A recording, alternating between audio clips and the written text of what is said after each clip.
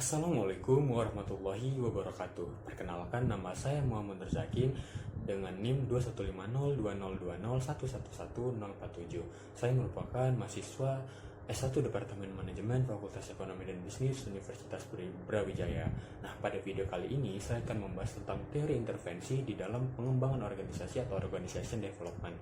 Nah, yang mana menurut Rodwell dan Sullivan pada tahun 2005, teori intervensi merupakan pendekatan yang digunakan di dalam organisasi untuk mengidentifikasi masalah yang ada di dalam organisasi, lalu merancang dan menerapkan tindakan perubahan yang tepat, serta mengukur dampaknya. Nah, mengapa sih intervensi ini penting? Nah, karena organisasi merupakan entitas yang hidup dan selalu berubah. Nah, maka dari itu organisasi menghadapi berbagai tantangan perubahan. Nah, seperti lingkungan eksternal, tuntutan pelanggan, dan perkembangan teknologi. Terdapat 4 pendekatan yang digunakan dalam teori intervensi untuk pengembangan organisasi atau organization development. Yang pertama adalah plan change approach atau pendekatan rencana perubahan. Yang kedua ada sistem social approach atau pendekatan sistem sosial. Yang ketiga adalah participatory approach atau pendekatan keterlibatan karyawan. Dan yang terakhir atau yang keempat adalah konsultatif approach atau pendekatan konsultatif menggunakan pihak ketiga baik dari internal maupun eksternal yang harus berintegritas. Lalu menurut Cumming dan Worley pada tahun 2009 terdapat 3 kategori yang ada di dalam teori intervensi untuk pengembangan organisasi.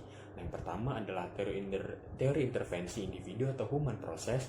Yang kedua adalah teori intervensi human resource management, dan yang terakhir yang ketiga ialah teori intervensi teknostruktural atau teori intervensi perubahan strategis. Adapun manfaat ketika sebuah organisasi menggunakan teori intervensi untuk melakukan pengembangan organisasi, yang pertama ialah peningkatan produktivitas, yang kedua meningkatkan efektivitas, yang ketiga perencanaan yang terarah, dan yang terakhir kemampuan beradaptasi.